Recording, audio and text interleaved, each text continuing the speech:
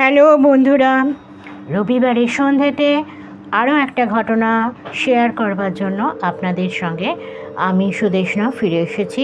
সবাইকে লৌকিক অলৌকিক বাংলা চ্যানেলে স্বাগত জানিয়ে আজকের ঘটনা শেয়ার করতে চলেছি। বন্ধুরা, আমার সঙ্গে অনেক নতুন বন্ধু যুক্ত হয়েছেন যারা আমার ফ্যামিলির এক্সটেন্ডেড ফ্যামিলির নিউ মেম্বার।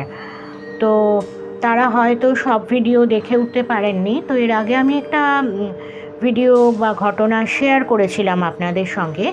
যারা প্রতিনিয়ত আমার সঙ্গে থাকেন তাদের হয়তো ঘটনাটা মনেও আছে। বিতস্তা চ্যাটার্জির হাওড়ার বাড়ির ঘটনা। বাড়িতে পেট চালান করবার পর যা যা হচ্ছিল বা হয়েছিল। তো বিতস্তাদের বাড়িতে যা যা হয়েছিল ছোট করে একটু বলে দিচ্ছি, তাহলে আপনাদের লিঙ্ক করতে সুবিধা হবে। ওনার বাড়িটা তো প্রচুর পুরনো আমলের। হাওড়ার আন্দুল বা আমতা, আমার ঠিক মনে পড়ছে না নামটা, যাই হোক আন্দুলে সম্ভবত আন্দুলে। তো ওনার যে খুব পুরনো আমলের বাড়ি, আগেকার দিনের রাজবাড়ি বা জমিদার বাড়িগুলো যে স্টাইলে তৈরি হতো, যে ফর্মে বিশাল বিশাল থাম থাকতো এবং খিলেন থাকতো, মানে আর্চ টাইপের। তো সেই বাড়িতে আর কি বিরাট বিরাট ঘর হতো। এবং ঘরগুলো আগেকার দিনের, এখনকার তো ফ্ল্যাটে ছাদগুলো অনেক নিচু এবং সিমেন্টের পেটাই করা, কিন্তু তখন কি হতো, কড়ি গাছ ছাদ হতো। এবং এই কড়ি গাছ ছাদের একটা সুন্দর ব্যবস্থাও ছিল। যেটুকু অংশ ক্ষতিগ্রস্ত হতো ওইটুকু সারিয়ে নিলেই কিন্তু হয়ে যেত। আমাদের যেমন এখনকার ছাদে কিছু হলে পুরোটাই ভেঙে নতুন করে বানাতে হয়, তখনকার বাড়িগুলো এরকম ছিল না। আর ছাদগুলো হতো অনেক উঁচু উঁচু, মানে এখনকার তিনতলা ফ্ল্যাটের সমান আগেকার দিনের দোতলা বাড়ি হতো।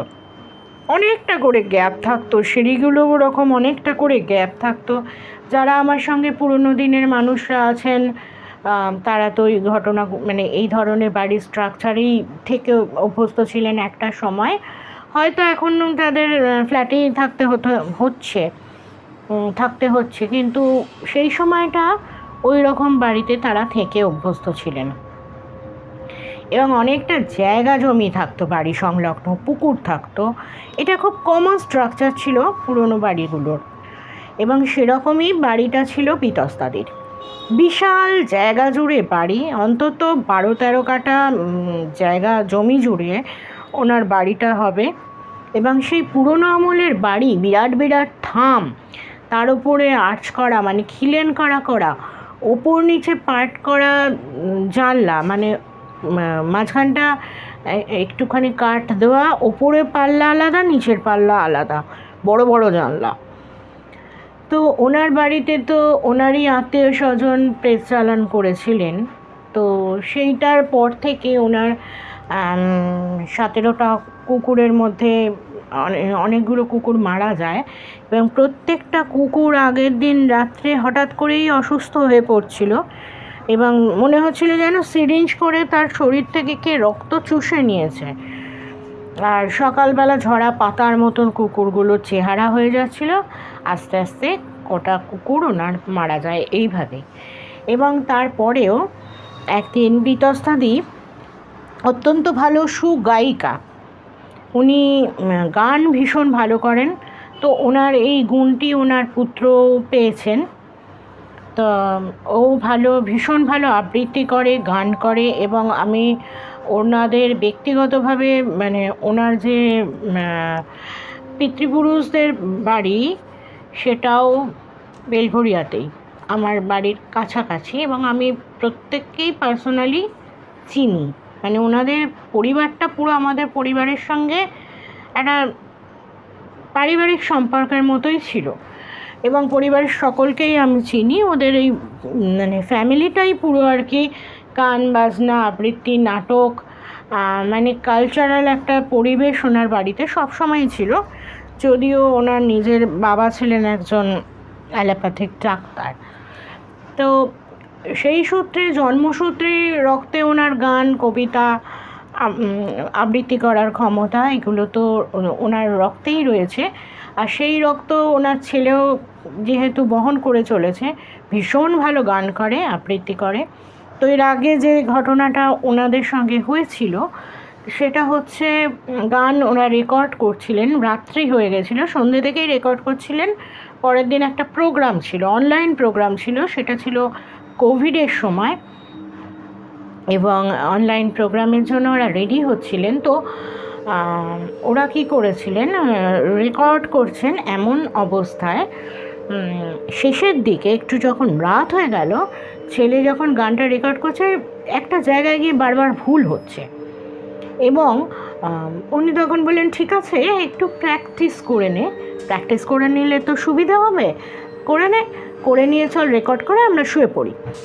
তো ছেলেটি তখন প্র্যাকটিস আরেকবার করে তারপরে ওর মা ক্যামেরার সামনে গেছে, তখন উনি দেখছেন, বিতস্তাদি দেখছেন যে ছেলের যে চেয়ারটাতে বসে রেকর্ড করতে যাচ্ছে, পেছনে একটা কেউ দাঁড়িয়ে রয়েছে। চেয়ারের যে পেছনে উঁচু অংশটা, যেটা আমরা পিঠে ঠেস দিই বা কী বলে হেলান দিই, ওটাতে কেউ ধরে, দুহাত দিয়ে ধরে পেছনে একটা কালো মতো অবয়ব দাঁড়িয়ে আছে, ধোঁয়া মতো, এবং প্রচণ্ড রাগত দৃষ্টিতে।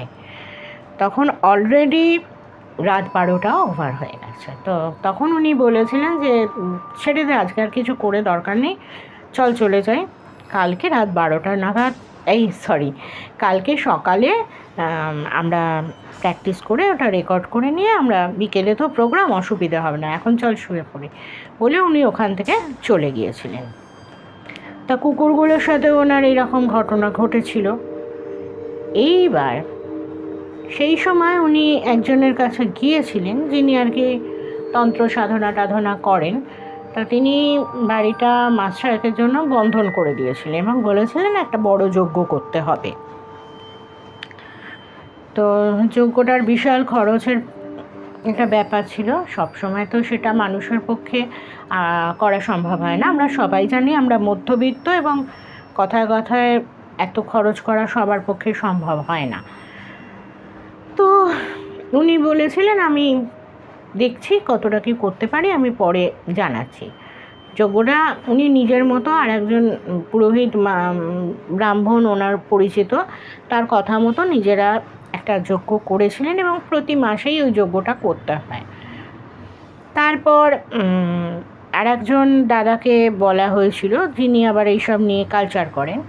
তো তিনি আবার বলেছিলেন যে 3টি পাতি লেবু দিয়ে টেস্ট করা যায় বাড়িতে নেগেটিভ শক্তি আছে কি নেই। এবং উনি বলেছিলেন যে 3টি ফ্রেশ পাতিলেবু আগের দিন সন্ধেবেলায় কিনে এনে পরে ওটাতে ভালো করে হলুদ আর সিঁদুর মাখিয়ে একটা বাটিতে রেখে দিতে হবে। পরের দিন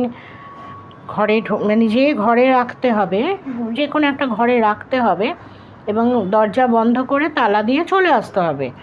পরের দিন সকালবেলা ওই ঘরে ঢোকার সময় তালা খুলে ঘরে পারমিশন নিয়ে ঢুকতে হয়, আমি কি আসবো, এরকম জিজ্ঞেস করে ঢুকতে হয়। এবং তারপরে যদি দেখা যায় যে 3টে লেবুর কোনো খুঁত বেরিয়েছে, বা 3টে লেবু একসাথে নেই, এরকম নানা কিছুই হতে পারে, তাহলে বুঝতে হবে যে ওখানে নেগেটিভ এনার্জি বা এন্টিটি অবস্থান করছে। কিন্তু পরবর্তীকালে উনি যখন এই টেস্টটা করেছিলেন তখন আর কিছু পাওয়া যায়নি। এইবার এতদিন বাদে যে ঘটনাটা আবার ঘটলো, 6 মাস হয়ে এসছে, প্রায় 5 মাসের ওপর হয়ে গেছে। তো এইবার ওনার ওই নিচের ঘরটিতে একটি স্টুডিও আছে, যেহেতু উনি লিথোগ্রাফি, লেনোগ্রাফি এইসব নিয়ে নানা রকম গ্রাফিক্সের কাজগুলো করেন, পেন্টিংয়ের স্টুডেন্ট উনি। তো ওখানে ওনার নিচের ঘরে স্টুডিও আছে। তো ওখানে উনি কাজ করেন, অনেক রাত অবধিও কাজ করেন অনেক সময়। ওখানেই ওনার স্টুডেন্টরা আসে, এবং যে মেশিনগুলো আছে সবই লোহারই তৈরি। আমরা তো এতদিন জানতাম যে গায়ে লোহা থাকলে বোধহয় কোনো নেগেটিভ এনার্জি অ্যাটাক করতে পারে না, এগুলোই আমরা ছোটো থেকে শুনে বড় হয়েছি। তখনও আমার মনে প্রশ্ন আসতো, তাহলে ফ্ল্যাটের দরজাগুলো তালাগুলো না রেখে, সে তো লোহারই তৈরি, কোলাপসেবল গেটও লোহার তৈরি, তালাও লোহার তৈরি। এখনকার তালাগুলো অবশ্য অন্য মেটালের তৈরি, কিন্তু তাও তো নাড়ানাড়ির শব্দ হয়েছে বা কড়া নাড়ার শব্দ হয়েছে, এরম ঘটনাও আমাদের মানে আমার জীবনে পরিচিত, খুবই পরিচিত। মায়ের পিসির যে ঘটনাটা আমি আগে শেয়ার করেছিলাম, তো ওগুলো তো লোহারই। আমার মনে এগুলো প্রশ্ন আসতো। তো এইবার যেটা মানে যে সূত্রে এই এতগুলো কথা বলছি, ওনার যে মেশিনগুলো সবই তো লোহার তৈরি। এবার এতদিন বাদে কি হতে শুরু করলো, উনি বলছেন যে উনি কাজ করছিলেন, কাজ করার সূত্রে অনেক রাত হয়ে গেছে। এবার উনি খুব মানে ঠান্ডা মানুষ, হাসি খুশি প্রাণবন্ত একজন মানুষ, চট করে রাগেন না, রাগলেও বুঝতে দেন না, মানে অত্যন্ত উচ্চশিক্ষিত মানুষ। উনি রাগ করলেও সেভাবে মানে লোকে আর কি যারা ওনার সঙ্গে মেশে তারাই একমাত্র বুঝতে পারবে, অন্য কেউ চট করে বুঝতেও পারবে না। সেই মানুষ ক্লাস নিতে নিতে হঠাৎ করে খুব রেগে গেলেন, হঠাৎ খুব ভায়োলেন্ট হয়ে গেলেন, এবং ওনার ছাত্রকে, ওনার নিজের পুত্রকে খুব চেঁচামেচি করতে শুরু করলেন। ছাত্রটি একটু ইরিটেট করছিল বটে, কিন্তু উনি ওই সব ব্যাপার নিয়ে মাথাই ঘামান না, এমনই একজন মানুষ। সেই মানুষ হঠাৎ খুব ইরিটেট হয়ে গেলেন এবং খুব চেঁচামেচি করতে লাগলেন। ওরা দেখে খুব ভয় পেয়ে গেল এবং আস্তে আস্তে ওই রুমটা থেকে বেরিয়ে এলো। তারপরে উনি বলছেন যে আমার সারা শরীর কিরম থরথর করে কাঁপতে লাগলো, আমার মনে হলো যেন আমি আমার মধ্যে নেই। তারপর উনি অনেক কষ্টে কাজটা শেষ করে তাড়াতাড়ি করে বেরিয়ে আসেন এবং ওনার ভীষণ শরীর খারাপ হতে লাগে। তো ওদের কাছে একটা মেশিন থাকে, যেহেতু ওনার বাবা ডাক্তার ছিলেন, প্রেশার টেশার মেপে দেখা যায় খুব লো প্রেশার হয়ে গেছে, যেটা ছিল না আর কি। এরপরে উনি আস্তে আস্তে সুস্থ হন। এবার সামনেই আমাদের একটা প্রোগ্রাম আছে, তো সেটার জন্য আর কি উনি ভিডিও করছিলেন। ভিডিও করার পর মানে আমার কাছে ভিডিওটা পাঠিয়েওছেন, কিন্তু সেটা এখানে এই মুহূর্তে দিতে পারবো না, আমাদের প্রোগ্রামটা আছে বলে। ভিডিওটা পাঠিয়েছেন, দেখে আমি কিচ্ছু বুঝতে পারিনি এবং খুব প্রাণোচ্ছল হাসি খুশিভাবে ভিডিওটি বানিয়েছেন। বানানোর পর বলছেন যেই শেষ করলাম, আমি মনে হলো যেন আমাকে কে খুব জোরে একটা ধাক্কা মারলো এবং টোটাল ব্ল্যাক আউট হয়ে গেল, আমি পড়ে গেলাম। তারপরে ওনার ছেলে, ওনার ছাত্র, এরা সব মানে মুখে চোখে জল দিয়েছে, উঠে বসিয়েছে, চেয়ারে বসিয়েছে। তখন বলছে আমার শরীরটা কীরকম যেন করতে লাগলো, আমি কিন্তু পরিষ্কার বুঝতে পেরেছি পেছন থেকে কেউ একটা ধাক্কা মেরেছে। এরপর ওনার ছেলেকেও ওই একই টাইপের ভিডিও বানাতে হবে, তো ওনার ছাত্র বানিয়েছেন, বানিয়ে সন্ধ্যাবেলা চলে গেছেন। এবার ওনার ছেলে যখন ভিডিও বানাচ্ছে, সেই ভিডিও আমার কাছে পাঠিয়েছেন দিদি। যখন বাংলায় বলছে ছেলেটি কোনো প্রবলেম নেই, ইংরাজিতে বলেছে কোনো প্রবলেম নেই। এবার ওর অনেক ফ্রেঞ্চ ল্যাঙ্গুয়েজ শিখেছে, তো অনেক বন্ধুবান্ধব আছে যারা বিদেশি, ওরা আবার ওই ভাষা নিয়েই মানে ওই ভাষারই লোক। তো যখন ওই ভাষায় ফ্রেঞ্চ ল্যাঙ্গুয়েজে ভিডিওটা বানিয়েছে, এবার আমাকে ওরা বলে দিয়েছিল কানে ভালো করে হেডফোনটা লাগিয়ে ভালো করে শোন। এবার ওটা ভলিউম বাড়িয়ে দিয়েছি, বাড়িয়ে দেওয়ার পর আমি পরিষ্কার ওখানে বলছে ওরা কী হয়েছে বলছে, সেটা আমিও শুনলাম। কেউ খুব রেগে গেছে,